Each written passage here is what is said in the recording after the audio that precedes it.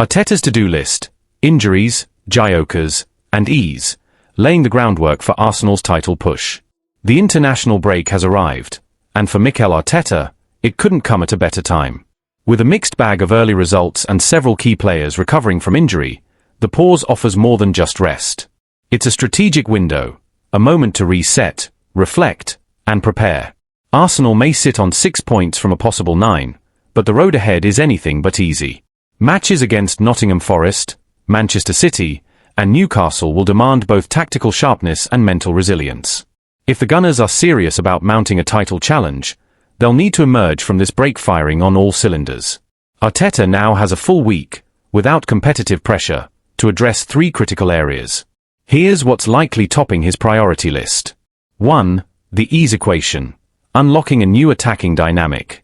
When Eberechi made his debut off the bench against Liverpool, it didn't take long for fans, and the coaching staff, to take notice. In just a brief cameo, he offered more threat, energy, and unpredictability than Gabriel Martinelli had managed over nearly 70 minutes. Originally signed as a more central option, E's ability to drift wide and drive at defenders has opened new possibilities. His performance at Anfield may have subtly shifted the internal thinking. Could he be the missing piece on the left flank? With Bukayo Saka expected to return soon, Arteta has a rare opportunity to build a fluid, 4-man attack with interchangeable pieces. Imagine a front line of Gyökeres, Saka, Ease, and Odegaard, all comfortable rotating positions, all capable of unlocking packed defenses. But potential means nothing without a plan. Arteta must now decide whether to fully integrate Ease into the starting 11, and if so, how to restructure the system to suit his strengths. The raw talent is there. What's needed now is clarity of role and tactical trust. 2. The Gyökeres puzzle, unleashing the Swedish striker. Viktor Gyökeres wasn't brought in to be a rotation player. He was signed to lead the line, to be the physical, goal-scoring presence Arsenal has lacked. But so far, he's struggled to find rhythm in the big games. Against Manchester United and Liverpool, Gyökeres was largely isolated, starved of service, and limited to just a handful of touches. Some observers argued that Kai Havertz may have been a better fit for those matches. But writing off Gyökeres this early would be premature. His goal-scoring record at Sporting CP, and the flashes of brilliance we saw against Leeds, are proof enough of his ability. The question is, how can Arteta get the most out of him? This break is a perfect time to dig into that. Whether it's adjusting the midfield to support him better, encouraging more early crosses, or refining his link-up play, the Swedish striker needs to feel like a centerpiece, not a passenger. 3. The injury conundrum. Finding internal solutions.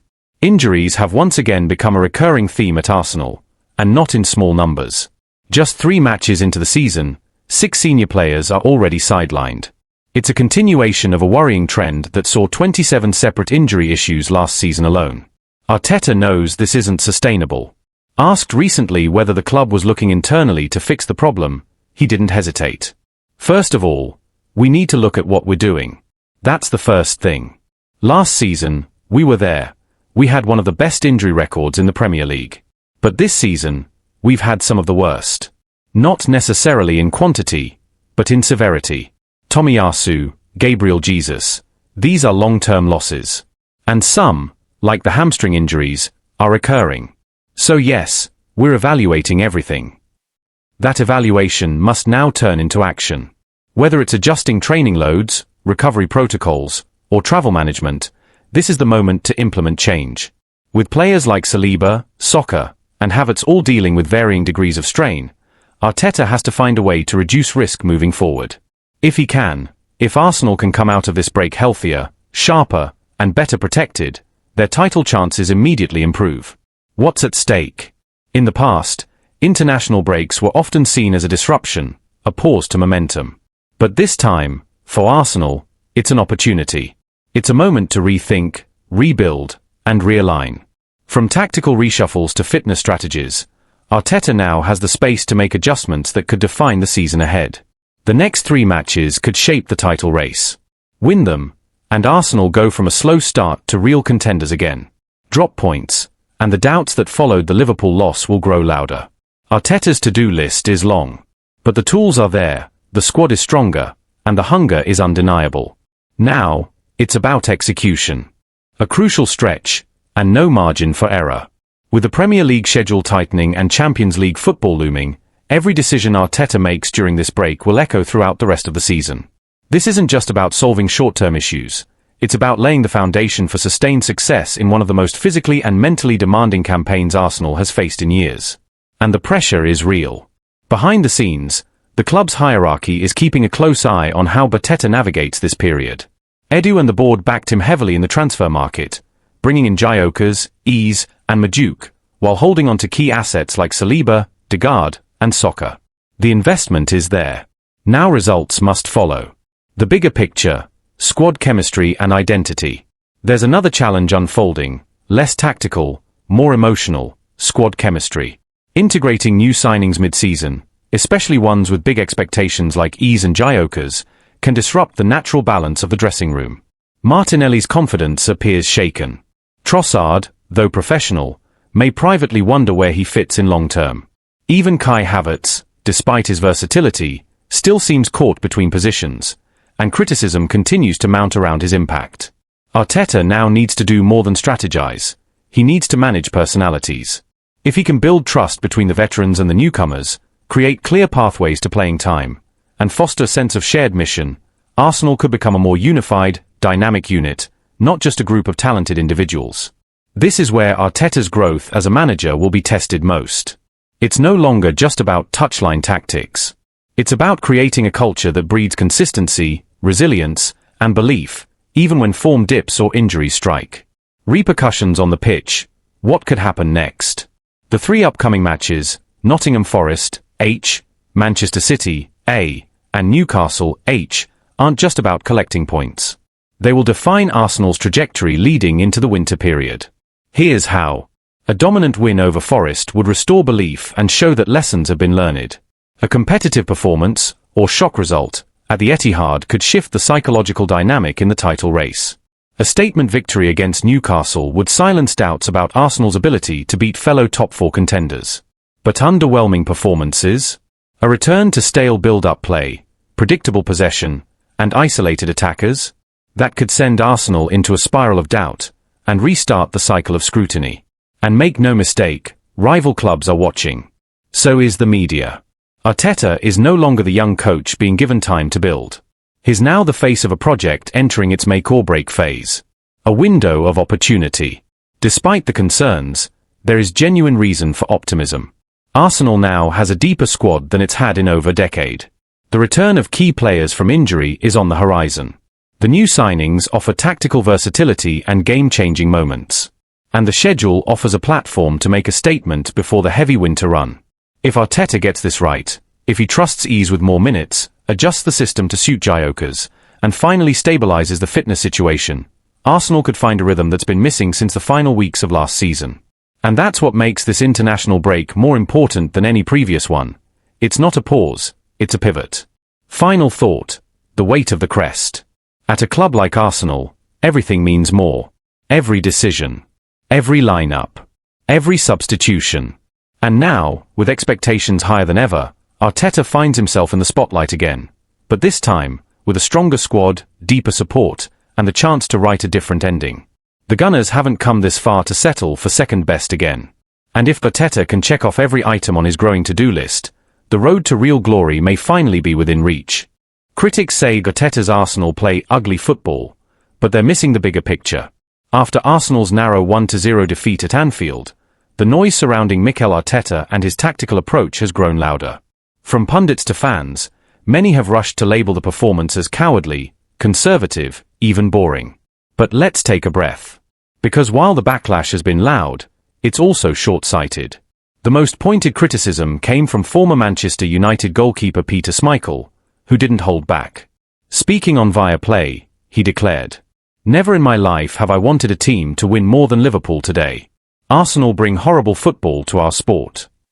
He added that Arteta's side had seemingly been built to wait for set pieces and exploit mistakes, rather than actually play the game. Harsh? Maybe. Misguided? Definitely.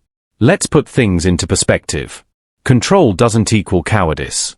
Yes, Arsenal approached the Liverpool game with caution. But was it ugly? No. It was calculated.